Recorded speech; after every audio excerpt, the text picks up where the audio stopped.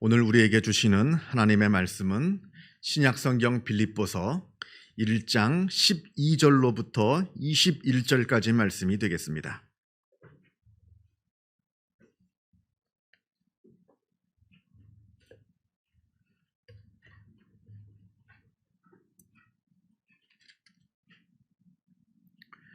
신약성경 318면에 있습니다.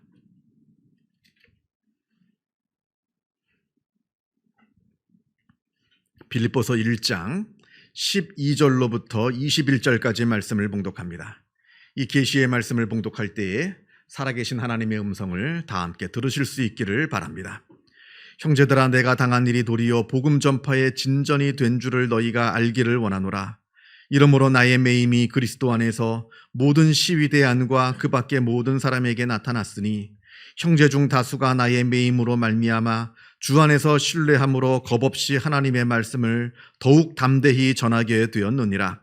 어떤 이들은 투기와 분쟁으로, 어떤 이들은 착한 뜻으로 그리스도를 전파하나니 이들은 내가 복음을 변증하기 위하여 세우심을 받은 줄 알고 사랑으로 하나 그들은 나의 매임에 괴로움을 더하게 할 줄로 생각하여 순수하지 못하게 다툼으로 그리스도를 전파하느니라.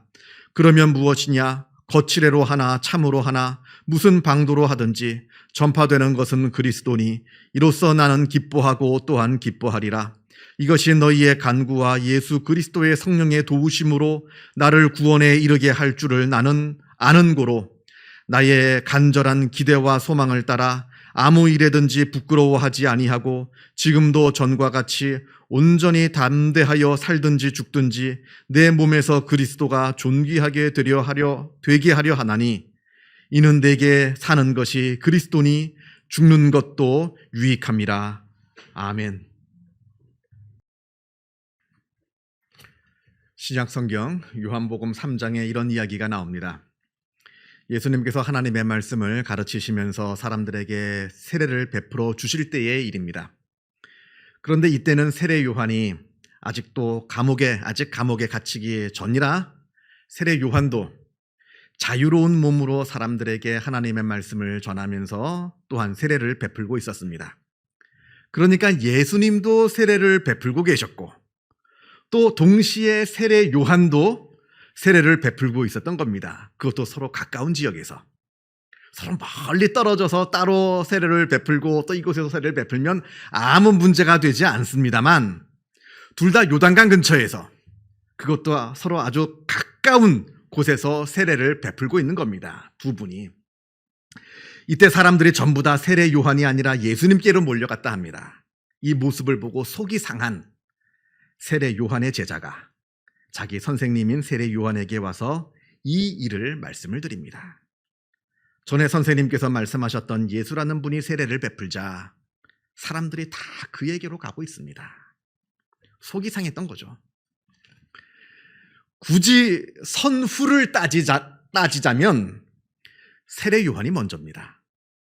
먼저 세례를 베푼 사람은 요한입니다. 그리고 요한이 세례를 베풀고 있을 때 예수님께서 요한에게 와가지고 요한에게 예수님께서 세례를 받으셨습니다.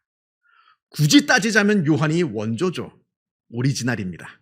그리고 굳이 따지자면 예수님은 그 다음입니다.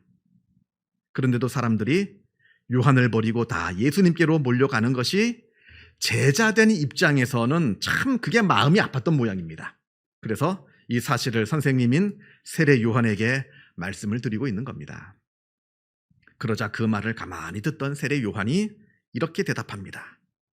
나는 그리스도가 아니요 그의 앞에 보내심을 받은 자라. 그분이 그리스도이시지 나는 아니라는 겁니다. 그리고 영광 받으실 분은 그분이시지 내가 아니라는 겁니다. 그러면서 마치 결혼식에서 정작 장가드는 사람은 신랑이지만 그러나 그 신랑의 친구들이 신랑보다 더 크게 기뻐하는 것과 같다. 나는 이러한 기쁨으로 충만하였노라. 이렇게 제자들에게 이야기를 합니다. 여러분, 이게 이해가 되십니까? 장가드는 사람은 신랑인데 그 옆에 있는 친구들이 더 기뻐하는 거. 우리가 정상적인 감정을 갖고 있다라고 한다면 다른 사람의 슬픔에 우리가 충분히 공감할 수가 있습니다. 반드시 아주 친하고 가까운 사람이 아니라 할지라도 슬픔을 당한 사람을 보면 그 사람의 슬픔에 함께 아파해 줄 수 있고 그 사람과 함께 울어줄 수 있고 또 이게 인간적인 보편적인 우리의 마음입니다. 예를 들어서 누가 돌아가셨다. 그런데 그 사람이 나랑 아주 굉장히 친한 사람이 아니라 할지라도 조금만이라도 안면이 있는 사람이라면 우리가 찾아가서 문상을 합니다. 그래서 그 유족들을 위로해 주기도 하고 또 때로는 그 유족들의 눈물에 같이 눈물을 흘려주기도 합니다. 꼭 그렇게 친하지 않는다 할지라도 이게 바로 같이 마음을 함께 슬픔 당하는 사람과 함께 할 수 있는 것이 바로 인간의 어떤 보편적인 인간의 정서이고 우리 인간의 마음인 겁니다. 자, 그런데 문제는 기쁨은 다릅니다. 기쁨은 다릅니다. 다른 사람의 기쁨에 함께 기뻐해 줄 수 있는 거 그거 쉬운 거 아닙니다. 그것도 특별히 지금 나는 힘들고 어렵고 잘 안 되고 있는데 옆에 있는 사람이 잘 됩니다. 성공합니다. 그 성공에 진심으로 기뻐해 주고 그 성공에 진심으로 축하해 주는 거 그거 보통 어려운 거 아닙니다. 예를 들어 보겠습니다. 우리 아이는 대학에 떨어졌는데 옆집 아이는 대학에 붙었습니다. 그것도 아주 좋은 대학에 붙었습니다. 나는 승진을 못했는데 옆에 동료가 승진을 했습니다. 자, 그런데도 그 상대방의 기쁨에 내가 거칠어로 인사하는 거 말고요. 정말 내 기쁨인 것처럼 정말 찾아가서 그 사람의 기쁨에 함께 기뻐해주고 함께 축하해주는 거 이거 보통 일이 아닙니다. 이런 우스갯소리가 있습니다. 꽤 오래전에 제가 신문 컬럼에서 본 내용인데요. 하나님께서 미국 사람, 일본 사람, 한국 사람에게 찾아가셔서 소원을 한 가지씩 말해주면 내가 그 소원을 들어주겠노라 이렇게 말씀을 하셨답니다. 그래서 미국 사람은 나는 좋은 차를 하나 갖고 싶습니다 해서 하나님께서 좋은 차를 하나 주셨습니다. 일본 사람은 저는 좀 넓은 집에서 좀 살고 싶습니다. 좀 넓은 집 하나를 주십시오. 그래서 하나님께서 넓은 집을 하나 주셨답니다. 그런데 한국 사람은 우리 옆집 아이 대학에 떨어지게 해주세요. 작년에 우리 아이가 그랬던 것처럼. 물론 우스갯소리죠. 우스갯소리입니다. 그러나 시사하는 바가 많습니다. 이런 시세 많은 마음, 질투하는 마음. 그런데 이게 어찌 우리 한국 사람만의 문제겠어요? 모든 사람의 문제이지요. 그리고 아무리 세례 요한이라 할지라도 그도 사람일진데 왜 이런 마음이 없었겠습니까? 그러나 그럼에도 불구하고 세례 요한이 예수님의 모습을 보면서 기뻐할 수 있었던 것은 자기가 누구인지 그리고 자기의 삶의 목표가 어디에 있는지 이것을 분명하게 알고 있었기 때문에 그러했던 겁니다. 지금 자기는 예수 그리스도 앞에 보냄받은 자임을 자기는 알고 있었습니다. 나는 그리스도가 아니라 예수 그리스도 앞에 보냄받은 자이다. 그리고 자기의 삶의 목표는 예수 그리스도의 길을 예비하는 것임을 미리 알고 있었던 겁니다. 지금 자기의 삶의 목표가 사람들의 인기에 있는 것이 아닌 것을 알고 있었습니다. 남이 알아주는 것, 이게 삶의 목표가 아닙니다. 자기의 삶의 목표는 오직 그리스도의 길을 예비하는 것, 이것을 분명히 알고 있었기 때문에 예수님의 모습을 보면서 기뻐할 수 있었던 겁니다. 내가 누구인지, 또 나의 사명이 어디에 있는지, 나의 삶의 목표가 어디에 있는지 분명히 알고 있었기 때문에 그리스도가 존귀하게 여기는 모습을 바라보면서 함께 기뻐할 수가 있었다는 말입니다. 미국의 심리학자 에이브럼 매슬로가 인간의 욕구를 5단계로 구분하였습니다. 모든 인간은 이 5가지 욕구를 가지고 있다. 생리적인 욕구, 안전에 대한 욕구, 안락함에 대한 욕구, 인정을 받으려는 욕구, 그리고 마지막으로 자아 실현의 욕구. 이 5가지 욕구. 1단계로부터 5단계까지의 이 다양한 욕구를 인간들은 가지고 있는데 이 5가지 욕구 중에서 고차원적인 욕구가 충족이 되어야 비로소 인간은 행복을 느낄 수가 있다 합니다. 그러니까 먹고 자고 배설하고 생식하는 이런 1단계의 생리적인 욕구가 충족되었다고 해서 그것으로 행복을 느끼는 사람은 아무도 없다는 겁니다. 더 높은 단계의 욕구들, 그 욕구가 충족되어야 되는데 점점 높이 그 욕구가 올라가서 결국에는 마지막 단계인 자아실현의 욕구가 충족이 되어야 우리 인간은 비로소 행복이라고 하는 그 아주 높은 경지, 행복이라고 하는 아주 지극히 높은 경지에 이를 수 있게 된다 말하는 겁니다. 그런데 제가 보기에는요, 우리 인간의 대부분의 사람들은 이 네 번째 단계, 인정받으려는 욕구, 여기에 머물러서 그 위로 한 단계 더 올라가지 못하고 있는 것은 아닌가 이렇게 생각이 됩니다. 인정받으려는 욕구를 다른 말로 말하자면 다른 사람보다 우월해지려는 욕구입니다. 우월 욕구. 내가 다른 사람들하고 나를 비교해서 내가 더 우월해지려는 욕구. 이 우월 욕구는 크게 둘로 나뉘어집니다. 그것이 소극적으로 적용될 때는 자랑하고 과시하려는 욕구가 되고요. 그런데 그 우월 욕구가 적극적으로 적용이 될 때는 다른 사람을 지배하려는 욕구가 됩니다. 그런데 문제는 지금 우리가 살고 있는 이 세상에서의 대부분의 불행들이 바로 여기에서 출발하고 있다는 사실입니다. 다른 사람하고 비교하여서 때로는 자랑하고 과시하고 싶은 욕구, 때로는 다른 사람을 지배하려는 욕구, 그래서 내가 다른 사람들보다 우월하다는 것을 인정받으려는 욕구, 이 우월 욕구에서 이 세상의 대부분의 불행이 시작된다는 것을 우리는 잊지 말아야 됩니다. 결국에는 나도 불행해지고 다른 사람들도 불행하게 만드는 것이 바로 이 우월 욕구, 인정 욕구라는 겁니다. 그렇다고 노력하지 말란 얘기가 아닙니다. 남들보다 열심히 노력하지 말란 얘기 아닙니다. 흐리멍텅하게 살아라, 그 이야기를 하려는 게 아닙니다. 더 많이 수고하고 더 많이 노력해야 됩니다. 그리고 더 많이 성취해야 됩니다. 그러나 무엇을 위해서? 무엇 때문에 내가 그렇게 해야 되는가? 그 동기가 중요하다는 겁니다. 남들보다 내가 조금 우월해지기 위해서, 내가 남들보다 조금 인정받기 위해서, 그게 아닙니다. 그러면 그럴수록 행복하기는커녕 나도 남도 다 불행해지는 것이고, 그런 동기는 진정한 동기가 되지 않기 때문에 치열한 삶을 살지 못하게 됩니다. 높은 것을 바라봐야 되는 거예요.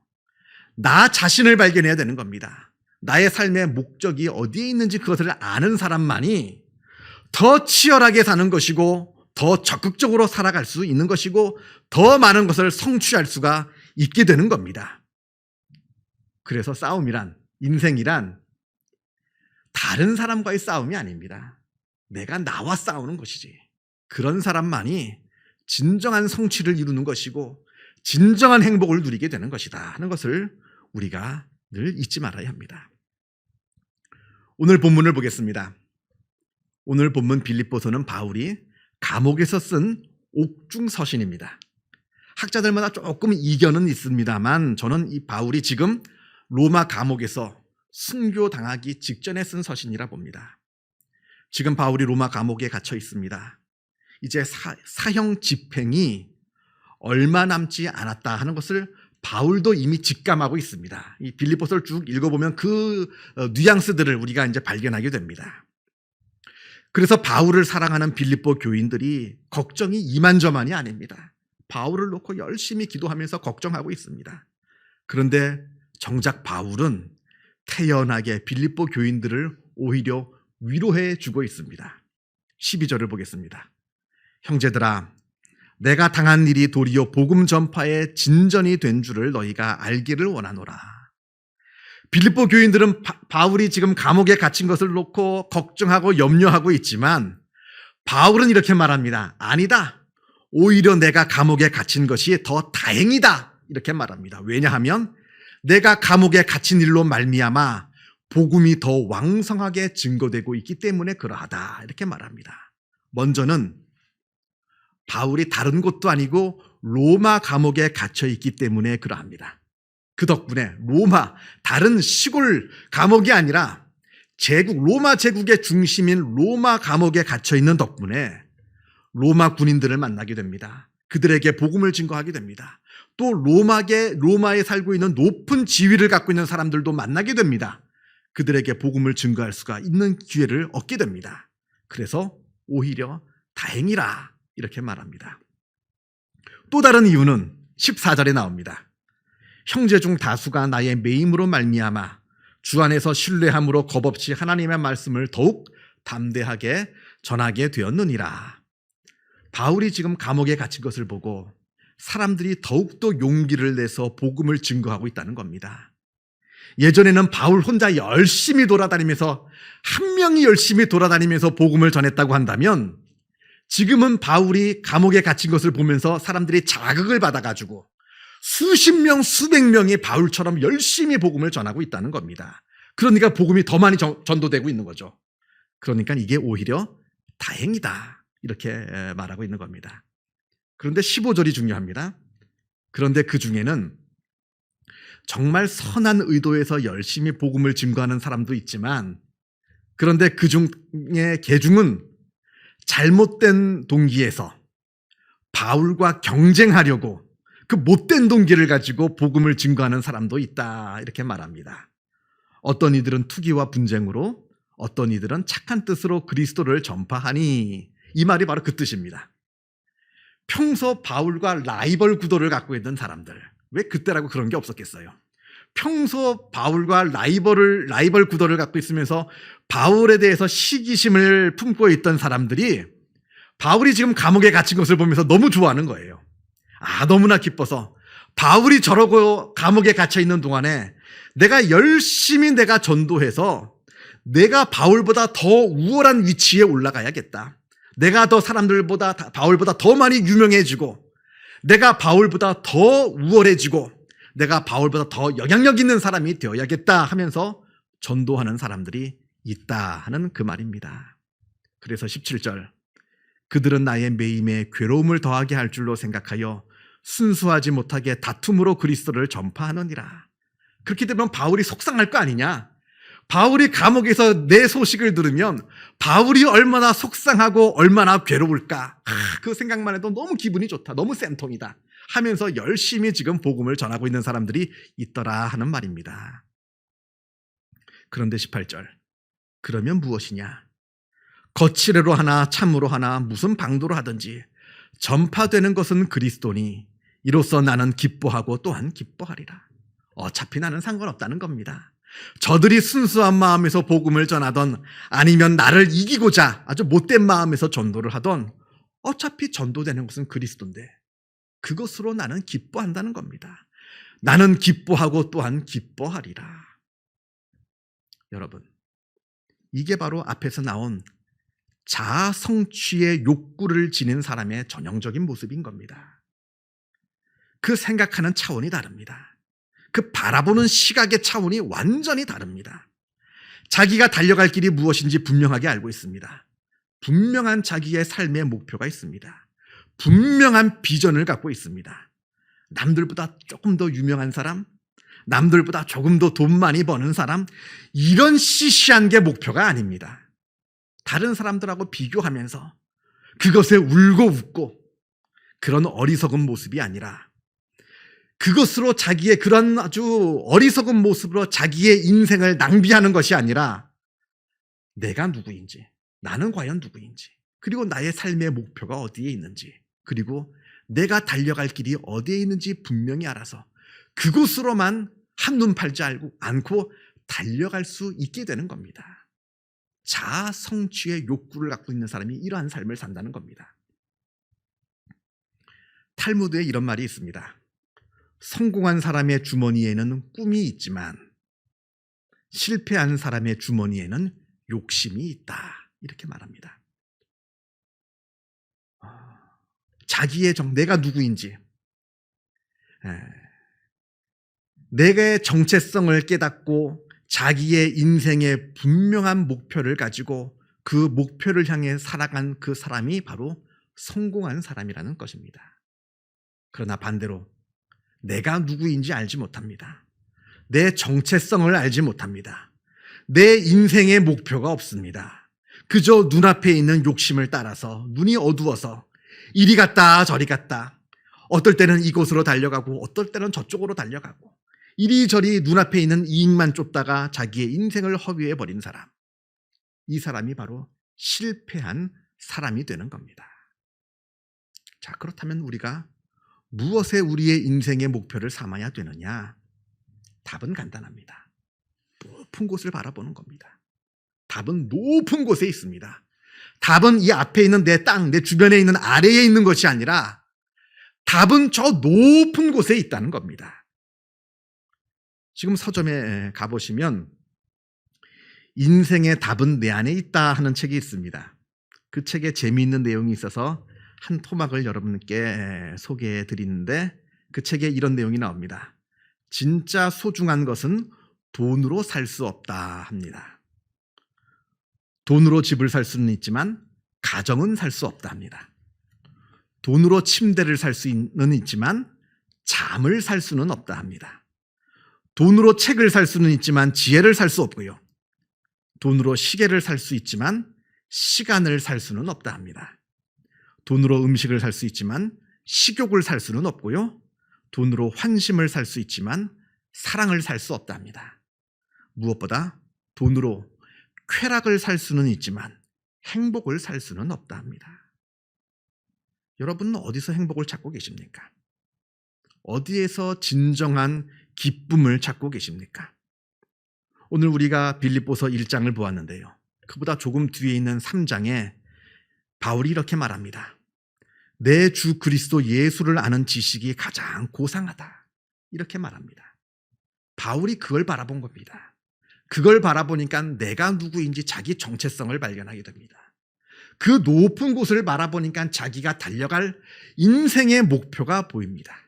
그리고 그 발견한 인생의 목표로 달려가니까 다른 사람은 누릴 수 없는 아주 놀라운 기쁨을 누리고 있는 겁니다. 여기에 진정한 우리의 기쁨의 비결이 있습니다. 그리고 여기에 진정한 우리의 기쁨의 이유가 있다는 것을 기억하시면서 여기 모인 주님의 귀한 종들에게도 이 놀라운 기쁨이 충만한 은혜가 있기를 바랍니다. 기도하겠습니다. 사랑과 은혜가 충만하신 하나님 아버지 감사합니다. 우리들을 하나님의 자녀로 삼아주시고 그 영원한 진리를 아는 자로 우리를 불러주심에 그 은혜에 감사를 드립니다. 아버지여, 저 높은 곳에 있는 그 영원한 진리를 우리가 바라보게 하여 주옵소서. 예수 그리스도를 아는 지식이 가장 고상한 가장 높은 지식임을 우리가 깨달아 알아 저 높은 곳에 있는 영원한 그 하나님의 놀라운 진리를 바라보게 하여 주옵시고 그로 말미암아 나 자신을 발견하게 하시고 나의 달려갈 길을 발견하게 하여 주시어서 그 길로 달려나아가는 복된 우리의 삶이 되어지게 하여 주옵소서. 그러할 때 세상 사람들이 알지 못하는 그 큰 기쁨을 우리가 누리게 하여 주시고 그 기쁨으로 충만한 복된 우리의 삶을 우리가 살아가게 하여 주시옵소서. 모든 것 주님께 감사드리오며 이 모든 말씀 우리 주 예수 그리스도 이름으로 기도하옵나이다. 아멘.